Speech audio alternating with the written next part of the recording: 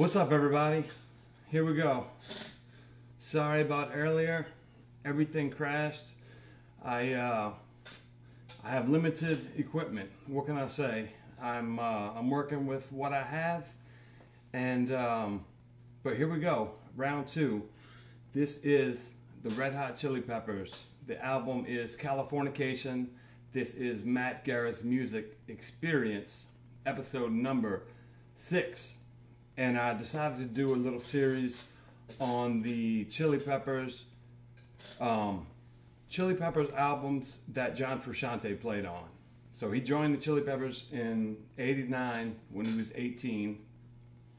He recorded Blood Sugar Sex Magic. He recorded Mother's Milk, then Blood Sugar Sex Magic right before that. Then he quit the band in '93. Dave Navarro came on. Frusciante rejoined in '98. They put out Californication in '99. And it is 2017. And I'm about to review that shit. So we're almost in classic. We're almost approaching classics. So 1999. And I'm not necessarily doing these in any specific order. You know, Californication, it's not my favorite Chili Pepper album, but it's not my least favorite. It's that they're all moods. But what I love about this album is John Frusciante came back, and John Frusciante is one of the most important people. Hey, boo. One of the most important people in my life. And in my responsible for my music career, along with the Chili Peppers, and I love everything that he plays. He has an amazing pop sensibilities. You know, he just has a knack for melody, and he's a guitar virtuoso. So this was his first album back, and so Californication is, I'm going to read a little bit off of Wikipedia. I mean, I have a lot of stuff that I just know, but let me throw some facts at you. So, Californication is the 7th studio album by American rock band Red Hot Chili Peppers. It was released on June 8th, 1999 on Warner Brothers Records and was produced by Rick Rubin. Californication marked the return of John Frusciante, who had previously appeared on Mother's Milk and Blood Sugar Sex Magic to replace Dave Navarro as the band's guitarist. Frusciante's return was credited with changing the band's sound altogether, producing a notable shift in style from the music recorded with Navarro. Frusciante, when he came back, they all describe it the same way, is that they had the magic once again, and they were rehearsing in Flea's garage in California, and right across, I guess it's a lake or whatever. So so one of Flea's neighbors is Gwen Stefani. Sorry, Gwen Stefani from No Doubt and whatever. So she told Anthony Kiedis, that her and her friends would get together every day around 1 o'clock to listen to them rehearse or work on this album. They were working stuff out in Flea's garage, and they could hear it from across the way. And Anthony Kiedis was embarrassed, because they were working stuff out. But I just thought that was cool that they would gather around and listen to the Chili Peppers work on this album, Californication. And, John Frusciante describes his playing around that period as just kind of bare bones. He was getting back into the hang of playing. He was really, really hard off on heroin for 5 years. And, bad. Everyone said it was a miracle that he's even alive, much less playing music. But he came back in '99, and the spirit of the Chili Peppers kind of took off from there, and it's their most commercially successful studio release. 15 million copies sold worldwide, more than 6 million in the U.S. alone.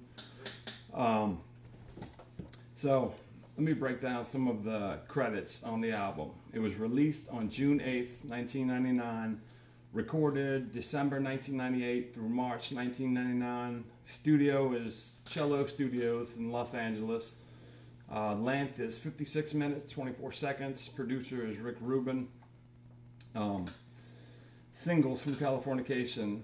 Scar Tissue, released May 25th, 1999. Around the World, released September 14th, 1999. Other Side, released January 11th, 2000. Californication, released May 20th, 2000, and Road Trippin', November 18th, 2000. So, yeah, I mean, this album, they come back with that funk that the Chili Peppers were known for, or are known for, and but also they have the melodic side of things, and John Frusciante brought so much of that to the band. He started singing background vocals and harmony a lot more on this album, and some of the songs were just bucked up and funky, and then some of them were more melodic, and that's always been one of the things that I love about the Chili Peppers. They can go in both of those worlds pretty comfortably. So yeah, let me break down the songs. Around the World, and like I said, I'm not doing these Chili Pepper albums in any particular order, but I will break down all of them, all of the ones that John Frusciante played in for sure. And this is, the first podcast of that series, if you will. So this is my music experience. And so yeah, let's look at the songs.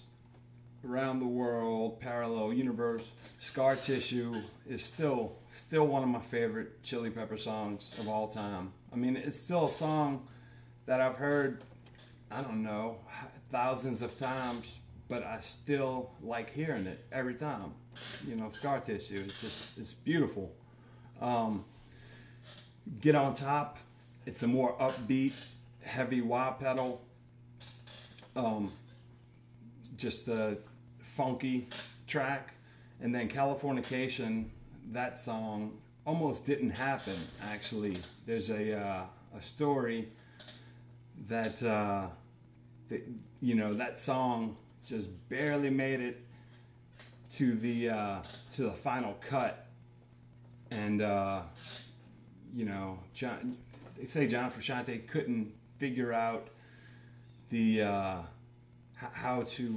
the riff to it, the melody, and I think with like 2 days left, he finally came up with that little riff,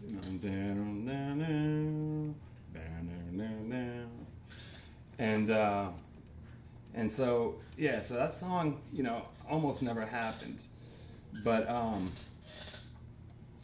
so let me read a little bit more of this Wikipedia, and thank y'all for bearing with me.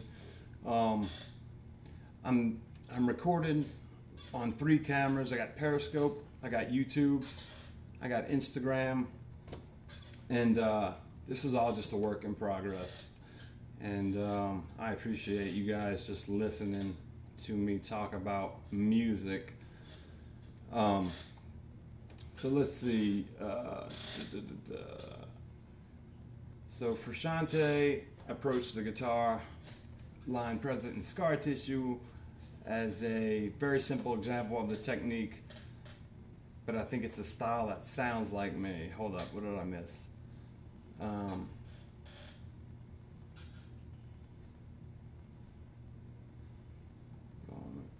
Get on Top, a song which contains significant use of wah pedal, was formed after a jam session conducted shortly after Frusciante had listened to Public Enemy. I came up with the rhythm to the song on the way to rehearsal, just tapping it out with my foot.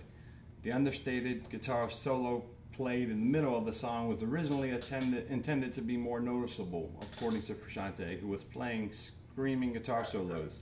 He changed his thought process after listening to Steve Howe's guitar solo on Yes's Siberian Katru. The band sounded really big, and they're playing really fast, and then this clean guitar solo comes out over the top. It's really beautiful, like it's on its own sort of shelf. For Get on Top, I wanted to play something that contrasted between the solo and the background. Savior, a song found towards the end of the album, features heavy effects, most notably an Electro-Harmonix micro synth with 16-second delay. Frusciante notes that the sound is directly inspired by Eric Clapton's playing in Cream. I wanted to get where they talked about Californication, because I'm sure they have something on how it came about. Californication's lyrics, but whatever. So, yeah, so we have Emmett Remus, which is Summertime Backwards. It's another, it was really cool to me the way that John used minimal guitar playing for that, but he still gets this incredible John Frusciante sound. I mean, he literally plays 2 notes for the chorus, but he does really cool feedback things on his guitar, and it just makes it sound like so much more. And so after that, I like Dirt, which is a bucked up funky thing. This Velvet Glove, which is a beautiful acoustic guitar mixed with, I think it's probably 3 electric guitar tracks. Savior, super slow and just chill. Right on Time is another fast one, and Road Trippin' is the last song. And like I said, probably my least favorite on there. And for some reason, that's not John's style at all. You know, he did this kind of complicated finger picking thing. Oops, sorry guys. He did this complicated finger picking thing, but it just didn't sound like him. But much of the album was written in the band members' homes in the summer of '98. Kiedis and Frusciante often spent days together discussing song creation, guitar riffs, and lyrical content. Bass and percussion aspects of the record were constructed through jam sessions and the individual work of Flea and Smith. Most of the material and lyrics throughout the songs in the album came from personal and professional turmoil that different members of the band went through, were currently going through at the time. This resulted in the sensitive approach that one might not expect from a band whose followers are skate punks and fraternity boys. That I don't necessarily agree with totally. I mean, the Chili Peppers audience now is anywhere from, 8-year-old girls to, 55-year-old men that grew up with the Chili Peppers. But the album, it was just a pivotal album for the Chili Peppers, especially after that time. They put out the album with Dave Navarro from Jane's Addiction called One Hot Minute in '95. It just wasn't, it's a good album, it really is, but he just didn't fit the Chili Peppers like John Frusciante did. And in fact, nobody does. I mean, not Josh Klinghoffer, who is a student of John's. But I will say that overall, this whole album is a 4.7 for me. So obviously, I mean, most people know that I'm a Chili Pepper fan, and I'm going to do these little segment on Chili Pepper albums that John Frusciante recorded. And And this is, you know, it's just that one of those albums. It starts off bucked up, and it takes you on a cool little journey. All the riffs are so memorable, you know, even though it's not necessarily like this crazy tricky guitar playing. It's just simple lines, but it's melody used at its best, you know, when they do melody. But there's also the funky stuff, which I love. Like I said, I've always loved that about the Chili Peppers, how they can go super chill and turn it over and go crazy, funk, punk. They can go super fast, you know, super slow. They've been together so long and have been playing together for so long. But there's nothing like John Frusciante in the Chili Peppers.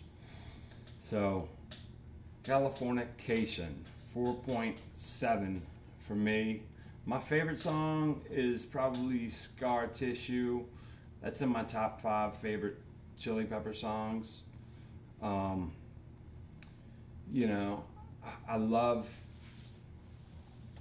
Californication's such a beautiful song, and it's great, and it really kind of sums up this album. If there was one song that kind of sums it up, that would be the one. And you know, they kind of made that the theme of their record. But you know, I don't consider it the best song on the albums. I mean, it took me a few years to really start digging in, and the Chili Peppers come alive when you hear them live, you know, especially John Frusciante. He just did, God, I saw them, I think 6 or 7 times when John was guitar player. And there's just something magical that happens. Like, it's an electricity. I felt it in the air. You feel it when you're there. I remember John Frusciante sang "Maybe" by the Chantels, which is like, I think maybe a song from the '60s, and it's super, super high vocal range, falsetto the whole time, and he just sang that note for note perfectly. And I just remember, this was in 2003. I just left it was at the UN Arena, and I just left there spellbound. And then in 1999, I saw them, Incubus opened up for them, and then it was the Chili Peppers. Crazy, crazy show.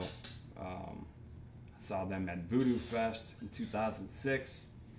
I was in the front row, ended up basically turning into a little bit of a security guard, catching all the flying kids that were crowd surfing and throwing them over the rails. But yeah, this album, 4.7, it's a classic, and everybody should check this out. And I am still, I've listened to a couple more albums that'll be coming out soon. What did I listen to? I listened to Country album, Chris Stapleton from A Room Volume 2. I listened to Jack Johnson's latest album he put out in 2017. I listened to an album from Wiz Khalifa. For sure, don't buy that one if you were planning on it.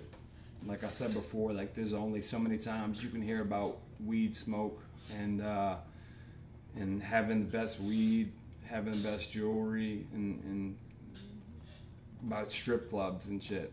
That, I love hip hop. Don't get me wrong. I grew up on hip hop, and I love it. It's almost my first love, which is one of the things I love about the Chili Peppers. They have a hip hop element to them as well. But man, some of the new stuff is not hip hop, and it's not going to be around for long. In fact, I listened to the album one time, and I just thought it was terrible. But I listened to a Mud Crunch album, which is Tom Petty's other band. So point is, there are a lot of reviews on the way. So, and thank you guys so much for listening to me while I work this out, and tuning in. And you can follow me at facebook.com/Matt Guerra Music, on SoundCloud, Matt Guerra Music, and also do Guerracast, facebook.com/Guerracast for the other podcasts that I do with my family. And I really want to get that going again. But there's a lot of cool stuff going on. I'm recording a lot of music right now. I'm about to record some stuff right now. Oh, shout out to John Mayer. We're going to Dead and Company show tonight. I was going with a friend of mine, but John Mayer had to have some kind of emergency appendectomy, I guess. So sending out some love to my man John Mayer, and shout out to Dead and Company. But yeah, thank you guys for putting up with me and listening, and see you this Friday for sure with another one. All right, much love, everybody. Peace. All right, cool.